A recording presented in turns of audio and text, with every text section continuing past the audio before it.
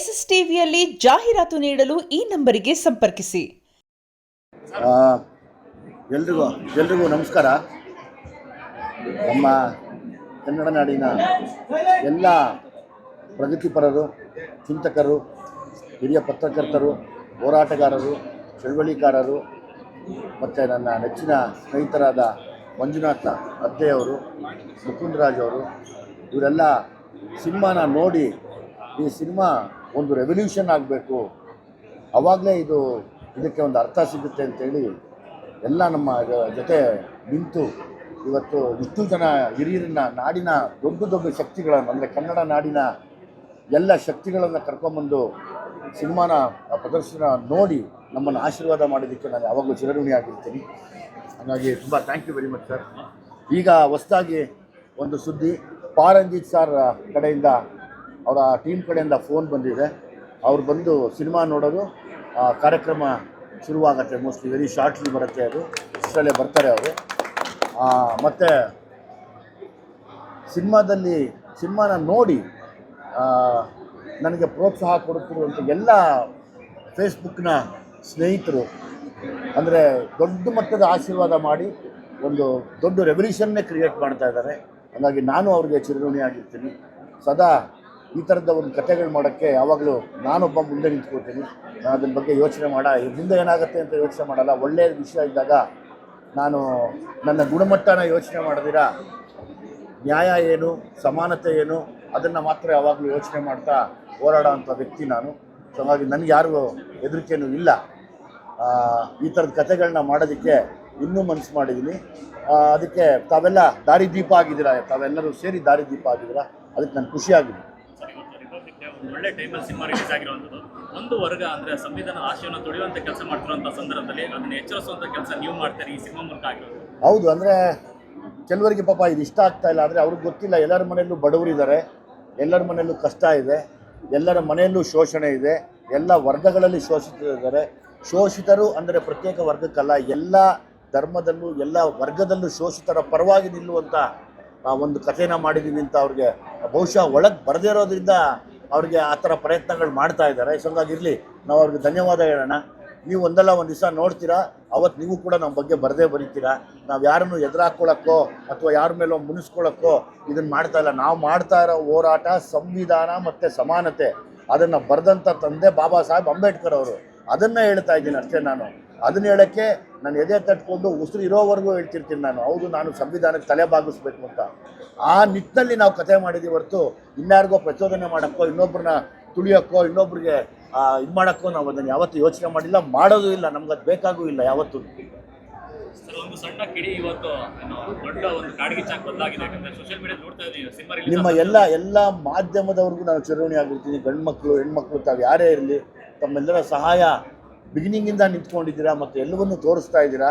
So ಹಾಗಾಗಿ ನನ್ನ ಹೋರಾಟದಲ್ಲಿ ತಾವು ಕೂಡ ಭಾಗಿಯಾಗಿದ್ದೀರಾ. ಹಂಗಾಗಿ ನಿಮಗೂ ಒಂದು ಸಲಾಮ್. ಯಾಕೆಂದರೆ ನೀವೆಲ್ಲ ವಿದ್ಯಾವಂತರು, ಓದ್ಕೊಂಡಿರೋರು, ತಿಳ್ಕೊಂಡಿರೋರು, ನೀವೆಲ್ಲ ಜರ್ನಲಿಸಮ್ ಮಾಡಿರ್ತೀರಾ. ಜರ್ನಲಿಸಮ್ ಜೊತೆಗೆ ನಿಮಗೊಂದು ಸಾಮಾಜಿಕ ಕಳಿಕಳಿ ಇದೆ, ಯಾವುದನ್ನು ನಾನು ಹೇಳಬೇಕು, ಯಾವುದನ್ನು ನಾನು ಹೇಳಬಾರ್ದು ಅಂತ.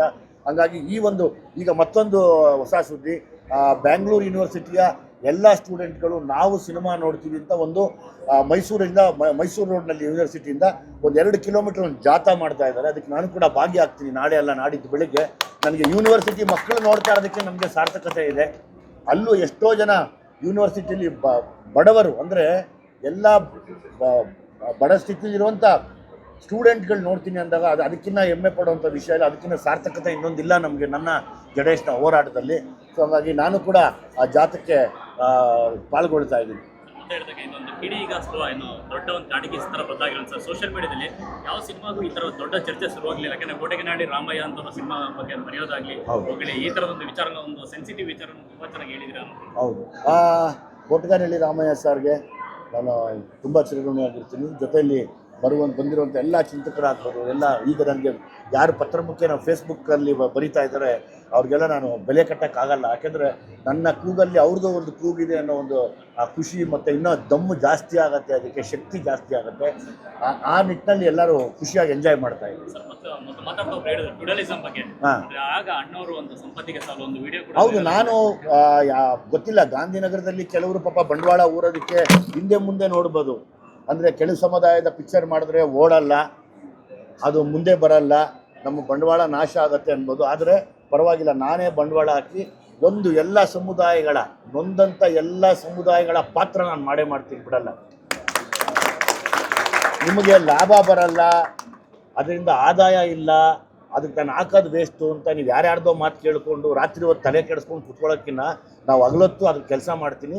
ಎಲ್ಲ ಸಮುದಾಯಗಳ ಪಾತ್ರಗಳನ್ನು ನಾನು ಬದುಕಿರೋವರೆಗೂ ಮಾಡ್ತೀನಿ. ಅದನ್ನು ಎತ್ತು ತೋರ್ಸೋದು ನನ್ನ ಜವಾಬ್ದಾರಿ. ಬಾಬಾ ಸಾಹೇಬರ ಏನು ಒಂದು ಹೋರಾಟ ಇದೆ ಅದರಲ್ಲಿ ನಾನು ಕೂಡ ಜೊತೆಲಿ ನಿಂತ್ಕೋತೀನಿ. ನಾನೊಬ್ಬ ಅನ್ವಯಾಗಿ.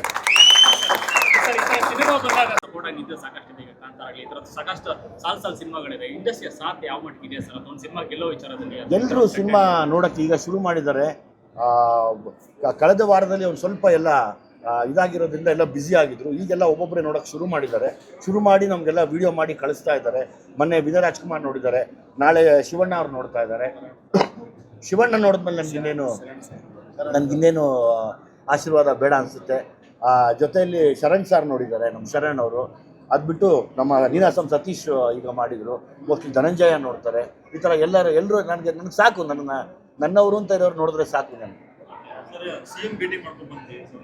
ಸಿ ಎಮ್ ಅವ್ರನ್ನ ಭೇಟಿ ಮಾಡಿ ಅವರು ಸಿನಿಮಾ ನೋಡೋಕ್ಕೆ ಅವರು ಇರೋ ಬ್ಯುಸಿ ಶೆಡ್ಯೂಲಲ್ಲಿ ಒಂದು ಶೆಡ್ಯೂಲ್ ಹಾಕ್ಕೋತಾ ಇದ್ದಾರೆ.